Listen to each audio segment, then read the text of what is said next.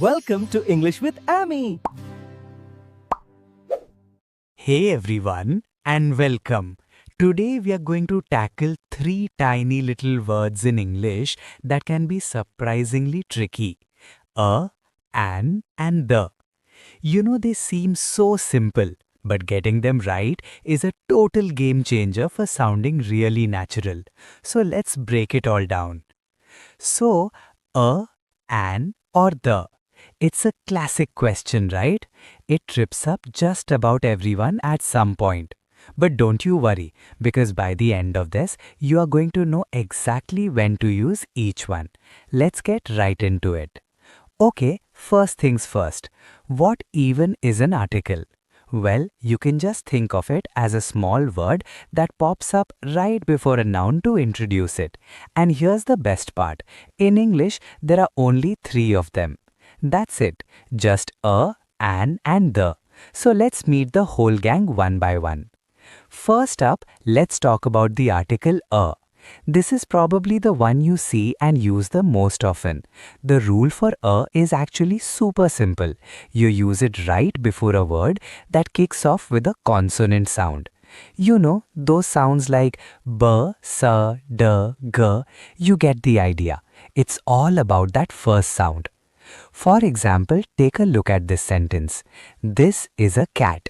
Why do we use a? Well, because the word cat starts with that s sound. That's a consonant sound. So a is the perfect fit. Simple, right? Let's do another one to make sure it sticks. She has a book. Same deal here. The word book starts with a b sound, which is a consonant. So we use a. I bet you're already seeing the pattern. Now, this example shows a really important detail. He is a good boy. Did you notice that a comes before the word good, not the word boy? That's because the article always has to match the sound of the word that comes immediately after it. And good starts with the g sound. So we use a. Alright, now that you've got a down, let's move on to its partner, an. It follows pretty much the same logic. We are just listening for a different type of sound. So as you might have guessed, the rule for an is just the opposite of a. You use an before a word that begins with a vowel sound. You know, a, e, I, o, u. If you hear one of those sounds at the start, an is usually your word. Here's a classic example for you. I ate an apple. The word apple starts with that a sound, which is a vowel, so we use an to help the words flow together smoothly. An apple. It just sounds better, doesn't it? And here's another really clear one. That is an elephant. With the word elephant, we hear that a sound right at the start, another vowel, so naturally it becomes an elephant. Okay, pay close attention to this one because it's the perfect example of why this sound is so important. She is an honest person. Now wait a minute. The word honest starts with the letter H, which is a consonant. But how do you say it? You say honest. The H is totally silent. The first sound you actually hear is O, a vowel sound. And that's why it's an honest person. It's always about the sound, never the spelling. Okay, on to our final article, the. This one's a little different. While a and an are used for general things, the is all about being specific. So here's the main idea.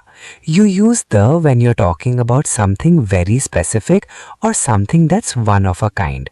It's like a signal to the listener that says, hey, you and I both know exactly which one I'm talking about. For instance, we say the sun is very bright. Why the? Well, there's only one sun in our solar system. It's unique. It's the same reason we always say the moon or the sky. There's only one of them that we all share. Or just imagine you and I are in a room with only one door. If I say to you, please close the door, you know exactly which door I mean, right? It's specific to our situation. I'm not talking about a door anywhere in the world. I'm talking about the one right here. This example is perfect. Let's say you see a group of kids and I tell you, the boy in the red shirt is my friend. I've just made him specific. I'm not talking about just any boy in the group. I am pointing out the particular one wearing the red shirt. The helps us zero in on him. Alright, you've seen the rules, you've seen the examples, so what do you say? Let's put your new knowledge to the test. It's time for a quick practice round. First up, please give me blank orange. What do you think goes in that blank? Just listen closely to the first sound of the word orange. Okay, next question. I see blank beautiful bird. Again, what's that first sound in beautiful? What does that tell you to use? And how about this one? Blank earth is our home. So are we talking about just any old planet, or are we talking about a very specific unique one? And for our last practice question, my father is blank doctor. Think about it. Are we talking about a specific doctor that we both know, or just his profession in general? Okay, let's check your answers. How did you do? It should be an orange because of that vowel sound. Then a beautiful bird because of the consonant sound. It's the earth because our planet is unique. And finally, a doctor because we're talking about his job in a general sense. Fantastic job, everyone. So there you have it. You're ready to use articles everywhere. It really just boils down to asking yourself two quick questions. What's the first sound of the next word? And is the thing I'm talking about general or specific? Keep those in mind and you'll be using articles like a pro. You've got this. Thanks for tuning in.